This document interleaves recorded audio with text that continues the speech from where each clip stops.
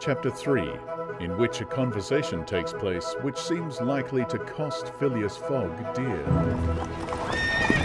Phileas Fogg, having shut the door of his house at 11:30 and having put his right foot before his left 575 times and his left foot before his right 576 times, reached the Reform Club, an imposing edifice in Pall Mall which could not have cost less than 3 millions. He repaired at once to the dining room, the 9 windows of which open upon a tasteful garden where the trees were already gilded with an autumn colouring, and took his place at the habitual table, the cover of which had already been laid for him. His breakfast consisted of a side dish, a broiled fish with Reading sauce, a scarlet slice of roast beef garnished with mushrooms, a rhubarb and gooseberry tart, and a morsel of Cheshire cheese, the whole being washed down with several cups of tea, for which the Reform is famous. He rose at 1:13 and directed his steps towards the large hall, a sumptuous apartment adorned with lavishly framed paintings. A flunkey handed him an uncut Times, which he proceeded to cut with a skill which betrayed familiarity with this delicate operation. The perusal of this paper absorbed Phileas Fogg until 4:15, whilst the Standard, his next task, occupied him till the dinner hour. Dinner passed as breakfast had done, and Mr. Fogg reappeared in the reading room and sat down to the Pall Mall at 20 minutes before 6. Half an hour later, several members of the Reform came in and drew up to the fireplace, where a coal fire was steadily burning. They were Mr. Fogg's usual partners at whist: Andrew Stewart, an engineer, John Sullivan and Samuel Fallentin, bankers, Thomas Flanagan, a brewer, and Gauthier Ralph, one of the directors of the Bank of England, all rich and highly respectable personages, even in a club which comprises the princes of English trade and finance. "Well, Ralph," said Thomas Flanagan. "what about that robbery?" "Oh," replied Stewart, "the bank will lose money." On the contrary, broke in Ralph, I hope we may put our hands on the robber. Skillful detectives have been sent to all principal ports of America and the continent, and he'll be a clever fellow if he slips through their fingers. "But have you got the robber's description?" asked Stewart. In the first place, he is no robber at all," returned Ralph positively. "What? A fellow who makes off with £55,000, no robber?" No. "Perhaps he's a manufacturer then." "The Daily Telegraph says that he is a gentleman."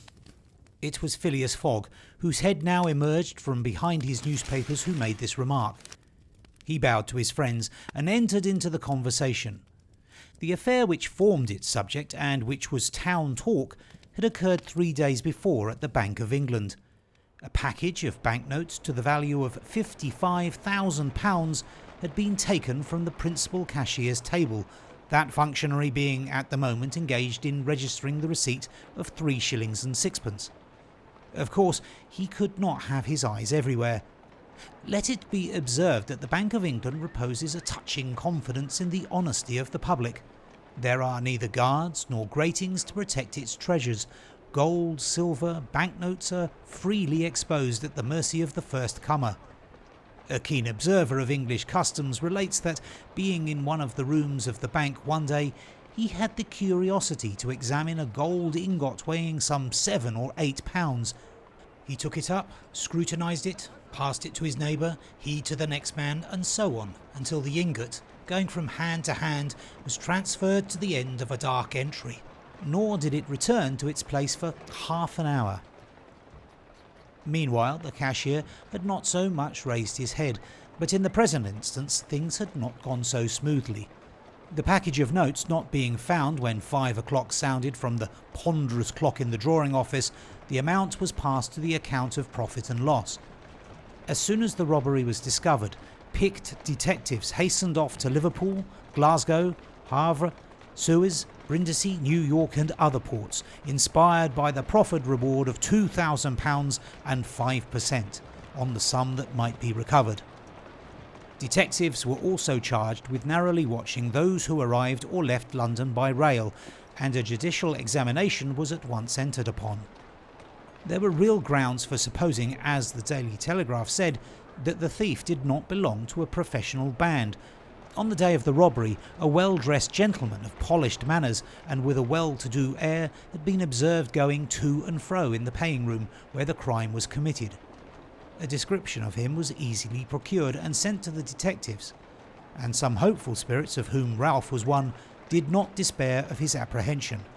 The papers and clubs were full of the affair, and everywhere people were discussing the probabilities of a successful pursuit.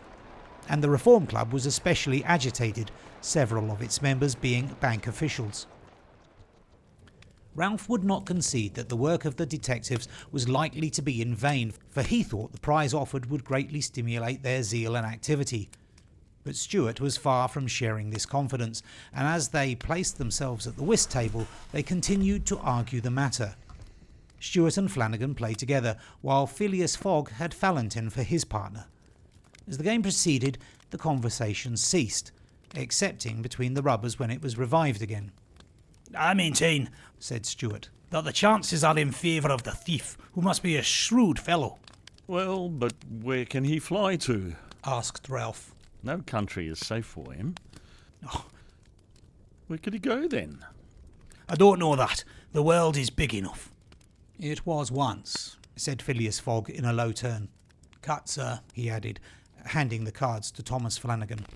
The discussion fell during the rubber, after which Stuart took up its thread. What do you mean by once?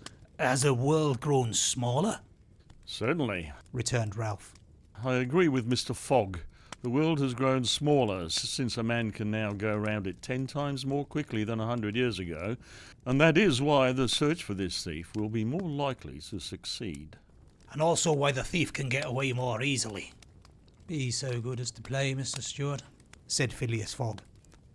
But the incredulous Stuart was not convinced, and when the hand was finished said eagerly, You have a strange way, Ralph, of proving that the world has grown smaller.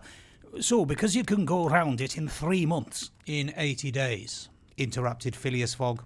That is true, gentlemen. Added John Sullivan. Only 80 days now that the section between Rothal and Allahabad on the Great Indian Peninsula Railway has been opened. Here is the estimate made by the Daily Telegraph. Days. From London to Suez via Montcenis and Brindisi by rail and steamboats, 7. From Suez to Bombay by steamer, 13. From Bombay to Calcutta by rail, 3. From Calcutta to Hong Kong by steamer, 13. From Hong Kong to Yokohama, Japan, by steamer, 6. From Yokohama to San Francisco by steamer, 22. From San Francisco to New York by rail, 7. From New York to London by steamer and rail, 9. Total, 80.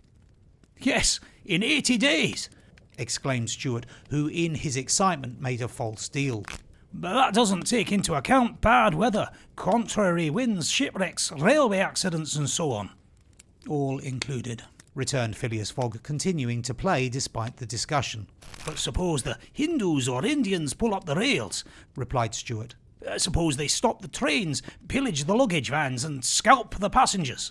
All included, calmly retorted Fogg, adding as he threw down the cards. 2 trumps. Stuart, whose turn it was to deal, gathered them up and went on. You're right, theoretically, Mr. Fogg, but practically. Practically, also, Mr. Stuart. I'd like to see you do it in 80 days. Depends on you. Shall we go? Heaven preserve me, but I would wager £4,000 that such a journey made under these conditions is impossible. Quite possible, on the contrary, returned Mr. Fogg. Well, make it then. The journey round the world in 80 days? Yes. I should like nothing better. When? At once. Only I warn you that I shall do it at your expense. It's absurd, cried Stuart, who was beginning to be annoyed at the persistency of his friend. Come, let's go on with the game. Deal over again, then, said Phileas Fogg. There's a false deal. Stuart took up the pack with a feverish hand, then suddenly put them down again. Well, Mr. Fogg, said he, it shall be so. I will wager the 4,000 on it. Calm yourself, my dear Stuart, said Valentin. It's only a joke. When I say I'll wager, returned Stuart, I mean it. All right, said Mr. Fogg, and turning to the others he continued, I have a deposit of 20,000 at Bearings, which I will willingly risk upon it," £20,000, cried Sullivan. £20,000, which you would lose by a single accidental delay. "The unforeseen does not exist," quietly replied Phileas Fogg. But, Mr. Fogg, 80 days are only the estimates of the least possible time in which the journey can be made. "A well-used minimum suffices for everything." But in order not to exceed it, you must jump mathematically from the trains upon the steamers and from the steamers upon the trains again. "I will jump, mathematically." You are joking. "A true Englishman doesn't joke when he is talking about so serious a thing as a wager," replied Phileas Fogg solemnly. "I will bet £20,000 against anyone who wishes that I will make the tour of the world in 80 days or less, in 1920 hours, or 115,200 minutes. Do you accept?" We accept. We accept. replied Messrs. Stewart, Fallentin, Sullivan, Flanagan and Ralph after consulting each other. "Good," said Mr. Fogg. "The train leaves for Dover at 9:15. I will take it." This very evening? asked Stewart. "This very evening," returned Phileas Fogg. He took out and consulted a pocket almanac and added, "As today is Wednesday the 2nd of October, I shall be due in London in this very room of the Reform Club on Saturday the 21st of December at 9:15 p.m, or else the £20,000 now deposited in my name at Bearings will belong to you. In fact, and in right, gentlemen, here is a cheque for the amount."